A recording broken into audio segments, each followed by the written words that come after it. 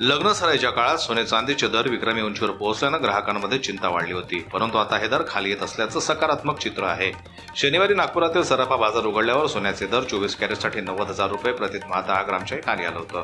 त्यामुळे नागपुरात 1 एप्रिलच्या तुलनेत 5 एप्रिलला सोन्याच्या दरात मोठी आपटी बघायला मिळत आहे, तर चांदीचे दरही प्रति किलो तब्बल 12,000हून जास्तीने कमी झाले आहेत। लग्न सराईचे दिवस सुरू असल्यानं सराफा व्यावसायिकांकडे ग्राहकांची संख्या वाढली आहे। त्यातच नागपुरात सोन्याचे दर विक्रमी उंचीवर असल्यानं ग्राहकांमध्ये चिंता आहे। दरम्यान नागपुरातील सराफा बाजार 1 एप्रिल 2025 रोजी सकाळी 10:30 वाजता उघडल्यावर सोन्याचे दर प्रति 10 ग्राम 24 कॅरेटसाठी 91,400 रुपये, 22 कॅरेटसाठी 85,000 रुपये, 22 कॅरेटसाठी 71,300 रुपये, 14 कॅरेटसाठी 59,400 रुपये। त्यानंतर सोन्याच्या दरात सतत घसरण बघायला मिळत आहे। दरम्यान नागपुरातील सराफा बाजारात शनिवारी बाजार उघडल्यावर सोन्याचे दर स्थिर असले तरी चांदीमध्ये जास्त घसरण बघायला मिळाली, परंतु दुपारी चांदीच्या दरात किंचित वाढ झाली।